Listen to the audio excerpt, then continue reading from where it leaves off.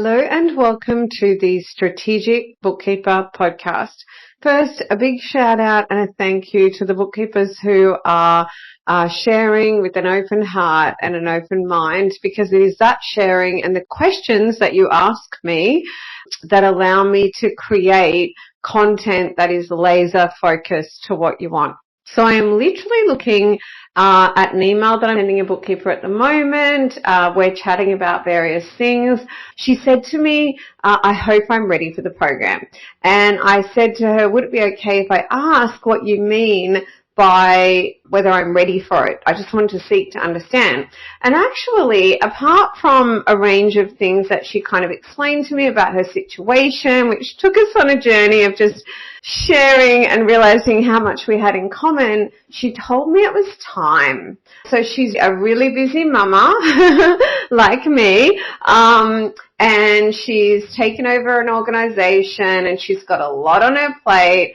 And it's really just one of the big factors for her is time. She's trying to prioritize her health, which I absolutely believe that your mental, spiritual, and physical health needs to come first. Your health is your wealth.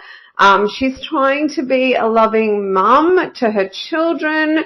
And then on top of it all, she is trying to take this bookkeeping business that she has purchased and to tidy it all up and make it all work. And she desperately wants into the Strategic Bookkeeper program, but one of her problems is time.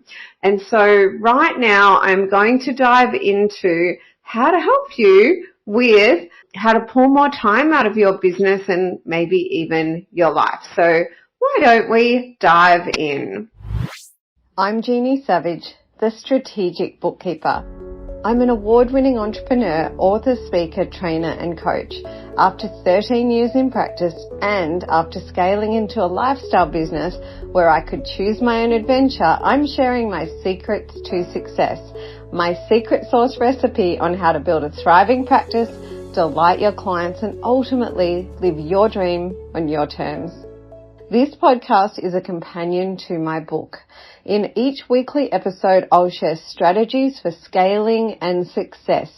This is your time to shine, to step up, to become a strategic bookkeeper and enjoy all the benefits it brings to you and your clients.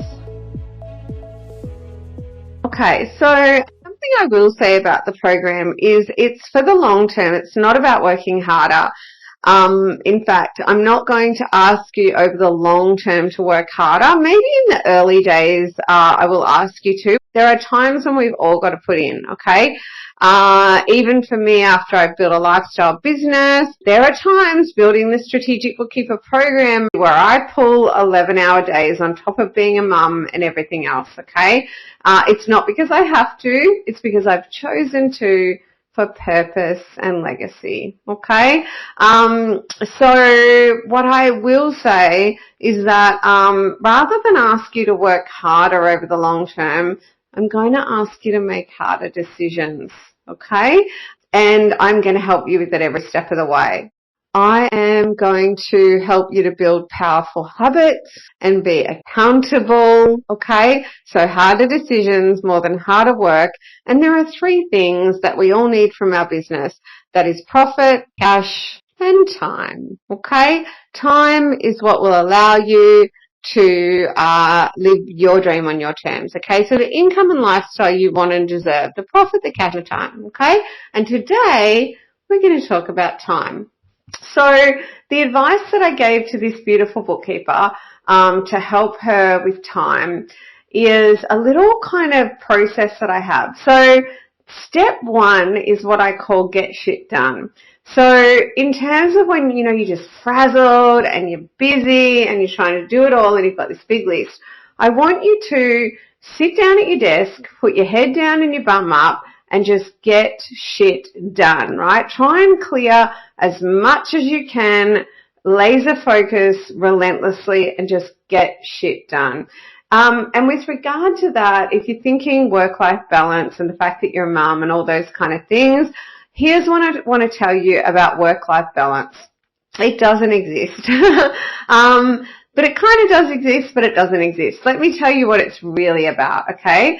So I want you to imagine a pendulum. And in terms of the way that we live and the way that we work, it's not about so much striking a balance as it is accepting that our energy is always tipped into different areas in different ways, right? So sometimes we'll find that our energy is tipped into being a mum more, or doing whatever you are doing. If you're not a mum, just maybe that's leaning into family, maybe it's leaning into community, like my Latin dancing, and your energy is tipped in there. And while your energy is in there and the pendulum swings that way, you put your energy into that. Now, when that happens, you'll have less energy going into, whether it's your work or whether it's whatever else is happening, the pendulum is swinging in that way. Now, there will be other times where the pendulum swings back to work, okay? And I know personally as a mum, when that happens, I feel guilt and I feel like, oh my goodness, I'm not being a good mum, I'm not giving him enough time and attention.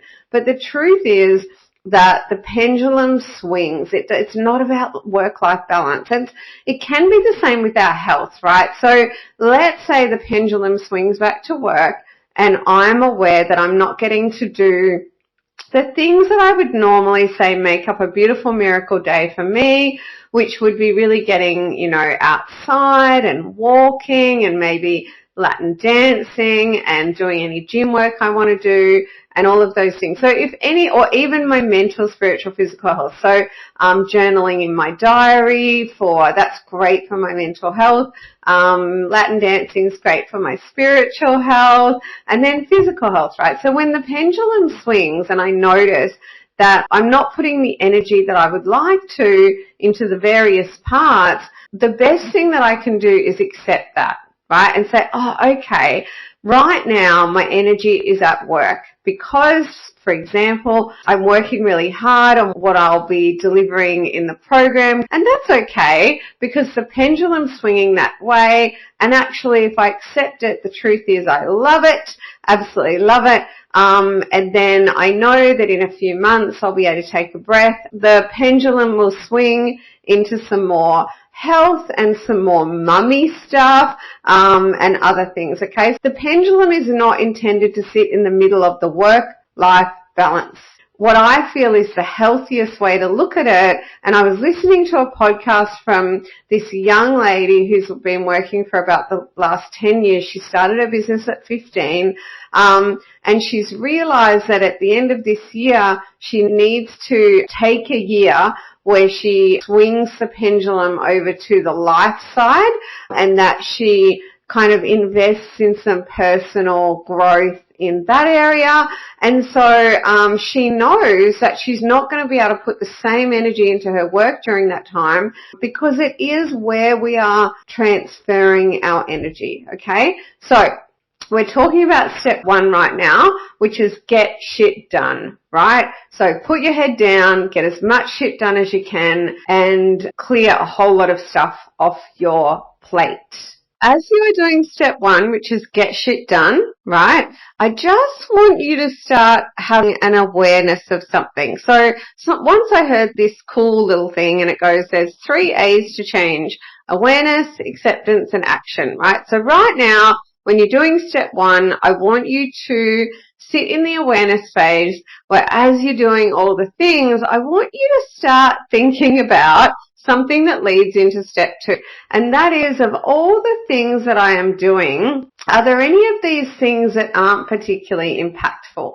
So we're going to look for a couple of things. We're going to look for the 5% activities that get us 95% of the results, okay? And we're going to look for the other 95% that get 5% of the results, okay? Or we could talk about the 80-20, the 20% that gets 80% of the results, that's science-based and proven, and the 20% that gets 80% of the results, okay? So we're just going to start to become aware of that, and we're also going to start to become aware of what we could possibly delegate. Okay, so we're just going to hold all of that in our mind. Optionally, if you want to write it down or start typing down what I call the I did it list, you can do that. I do it rarely, but I do it from time to time, where I just keep jotting down what I'm doing and how often I'm doing it and whether I should be doing it. It'll be like, yeah, or actually somebody else should be doing this job. Even if they're not on the team right now, it's like, write down, a VA could do this job. Oh my God, someone else should be doing this job. Like, I've just put a hat on that either I don't wear well or I don't want to wear. Okay, so this is about really understanding what you could possibly just not be doing at all, where you go, yeah, it's on the list and I'm doing it, but is it really that impactful? Because you're probably better off going for a walk. Okay, but right now, head down, bum up, get shit done, and start to become aware of what I call the fuck it off list, right? That is, I could just fuck this task off and it wouldn't matter. So it's the stop doing and the delegate list. So step 2, after you just clear a whole lot of shit up, and you will feel so much better after that. Okay, so when you just get shit done, then step 2 is going to be to stop.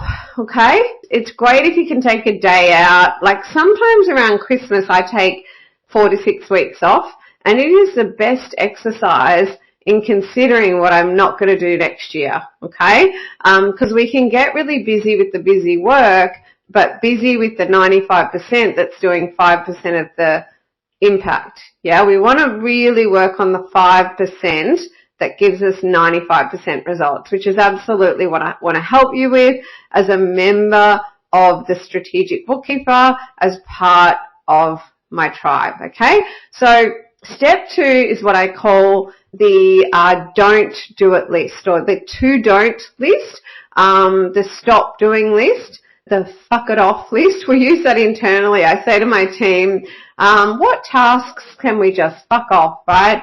So absolutely that. And the other part of it is, if it really, really needs to be done, can it be delegated to someone?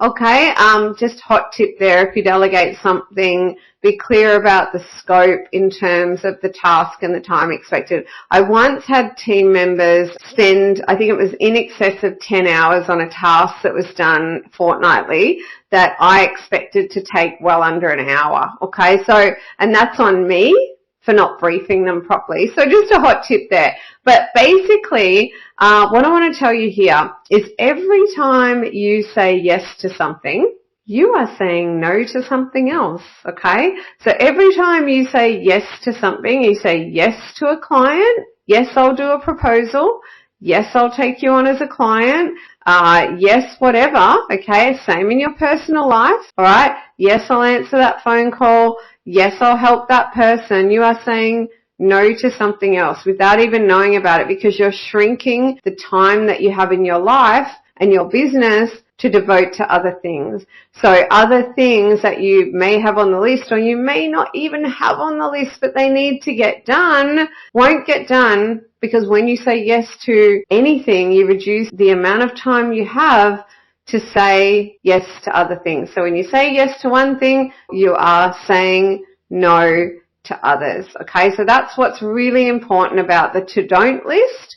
Once you've got the to-don't list and the fuck it off list, and you start to wrap your head around the power and how freeing it is just to literally not do a whole lot of stuff that you realize is busy work, not impactful work, and we've all been there, okay? And part of what I do is I test and measure this stuff so that in the program I can say to you, don't do that. Don't spend so much time on that, but do this and do spend time on that.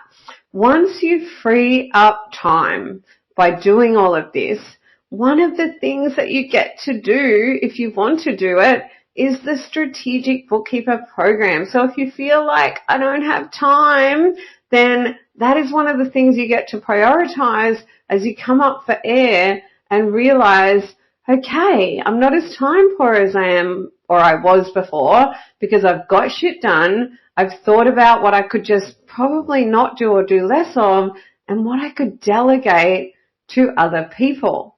If you stop doing the low value stuff or spending too much time on things that you should only be spending a little bit more time on, and you actually do join the Strategic Bookkeeper program, then it is going to be one of those 5% things that make 95% of the difference. I know that because I've been there, done that. I continue to be there and do that. And I have worked my arse off to make sure that I can give you the upfront and ongoing support that you need to solve all the problems that you've got and to build the thriving practice, okay? Delight your clients and live your dream on your terms. So, one of the things you get to do when you free up the time is join the program. That said, I do want to tell you that I definitely designed the program so that you can learn and implement on the fly. So I give you ways to take action no matter where you're at, okay? And I give you content to digest even when you're folding the laundry, okay? So in the program, if you're more time poor, I want you to be able to implement what you're learning on the fly. So I want you to be able to take small things and get big impacts out of them, okay? But then as you progress to freeing up that time throughout the program, then I will help you work more strategically, by reserving an hour or so a day to get bigger, more massive, better results, okay? We go on our laps around the sun together. 3, I would like you to listen to another podcast I point you towards, episode 10, and it's called Harnessing the Power to Build Your Dream Business and Life. So if you could please, as this step, so this is step 3, listen to that podcast. And what I'm going to say about that is that I need you to use the first step to form new habits, okay, because that gets shit done, and then stop and do the to-don't list, okay, and acknowledge that every time you say yes to something, you're saying no to something else. This is a really great cycle to use, but you want to form the habits around that so that on a daily basis you're constantly assessing whether something that you've been asked to do or something that's on your agenda is worth doing or not, because there is a massive power in just not doing shit. Okay? Just a really simple example is we have tested and measured putting in a lot of effort into organic social media, and at the end of it we came up with a formula that gave us exactly how much time and effort you should put into social media, which is a fraction of what we tested, and the return on investment that you'll get. Okay, so we decided to stop doing something specifically because we analysed the return on investment, right? So, the 5% activities, they get 95% of the results. Social media is still critically important, but you need to understand how much time to invest in it, okay? And in the Strategic Bookkeeper Transformation Program, you get all the done-for-you social media templates and strategy and help to implement it all, which saves you tons of time and money.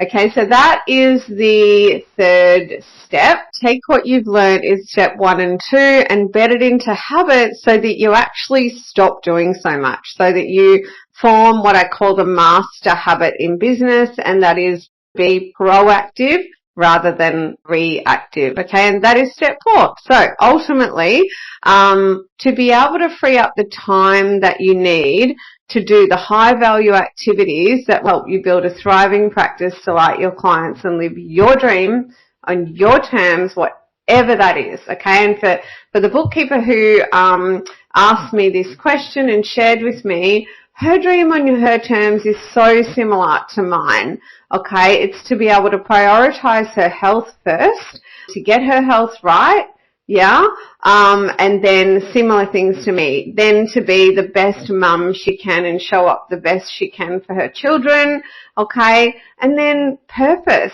Our businesses and our jobs give us purpose, okay? So I call that our empire building. We want to build our beautiful empires and be wildly wealthy women and men who have a positive impact on the world. So your dream on your terms, income and lifestyle you want and deserve. It is for you to prioritise what that looks like. So back to step 4, which is ultimately to become proactive.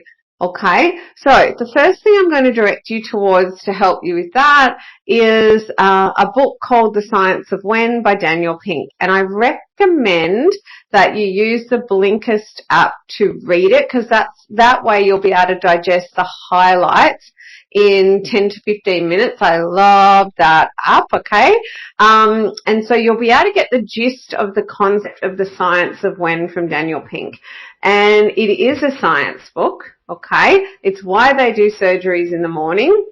And I actually structure the work that I do around the science of when, and it's been quite transformational for how I work and the results that I can get, okay? So further along on proactive. So what is proactive versus reactive? And I'm going to tell you right now, if you really want to learn something, teach it. So in the succession chapter in my book and the succession part of my program, we talk about what's next on the menu for your clients, okay?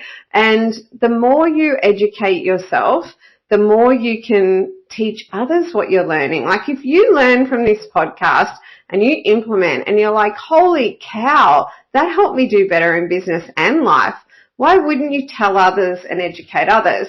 When you tell your clients, you're actually stacking your value. Imagine if you tell your clients something that moves the needle for them beyond the basic bookkeeping, okay?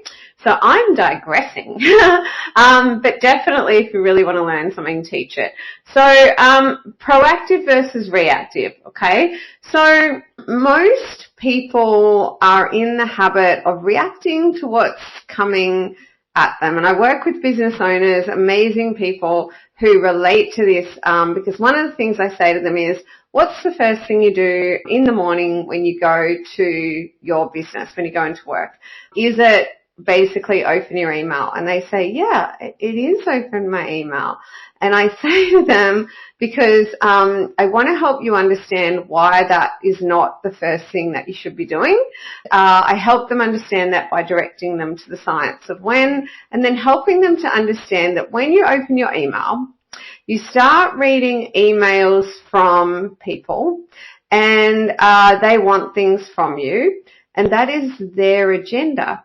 And you start reacting to what other people want rather than proactively deciding on what your agenda should look like and sticking to your agenda.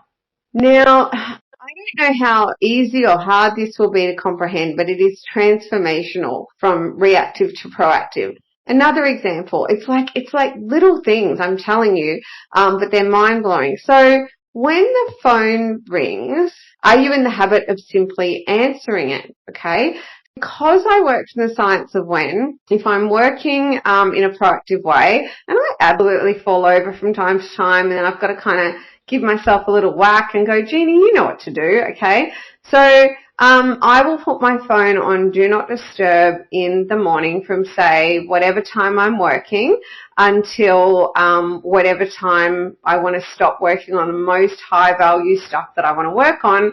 Let's call it 12 o'clock, 1 o'clock, because you'll learn in the science of when that the middle of the day, I call it the multitasking middle of the day, is the best time to check your email because your brain function actually changes, okay? So I've absolutely got to check my chat channels and my emails and my tasks, etc. But remember the 3 A's to change, so awareness, acceptance, action.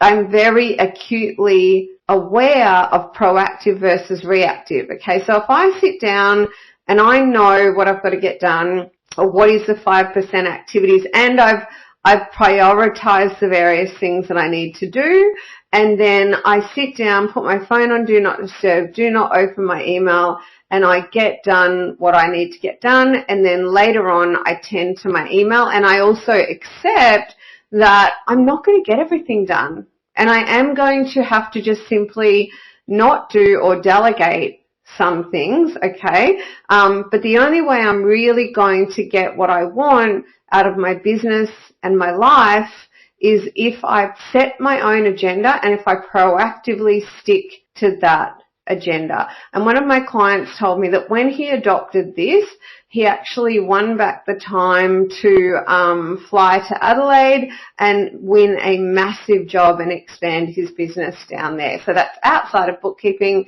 another business, but success leaves clues, my friends, okay?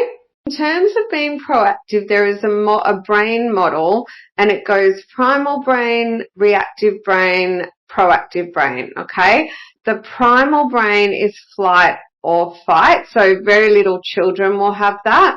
It's hit first, think later. It's the saber-toothed tiger chasing us and we just run, okay? Then there's reactive brain or kind of monkey brain, which is where we just react to everything that's around us. So if our child cries, we react to them. And so the reactive part of our brain has a very important feature and function. It's also the multitasking part of our brain where we can be folding laundry and, doing a million things at once as a mum. And we're reacting to really important things around us because we need to react. Okay, then there's the proactive brain, also known as empire building brain. And I want you to think of it as a muscle that you need to work out over time by forming habits, okay, because to build a thriving practice, we'll call that our empire building, you need to strengthen the empire building part of your brain, and that is the proactive part of your brain. So at work, you need to really exercise and develop the master habit of being proactive rather than reactive. Okay, so Daniel Pink, The Science of When on the Blinkist app is a great place to start. Now, just to rinse and repeat for a minute, I really took a moment to think about and ask myself as a bookkeeper, like even going back to my journey and when you are busy, what does it look like for a bookkeeper who's really busy to join my program? And I'm a trainer and assessor, right? So I need to know that I can deliver content to all different types of keepers with all different time constraints in a way that helps them kick goals. So let me tell you about how I've gone about doing that. So I do imagine the busy bookkeeper like a blue-ass fly. That's an Australian term, so if you're not in Australia, forgive me. It just means really, really busy. So you're a busy bookkeeper and you're a mum and everything else, okay? The way that I structure my content and the way I will continue to show up and support you is to be able to give you easily digestible content that you can begin to implement on the fly. So literally, even in the free trainings, I get people say, oh my goodness, Jeannie told me that immediately after this training, I need to do this 2-minute activity, and they win a new client, okay?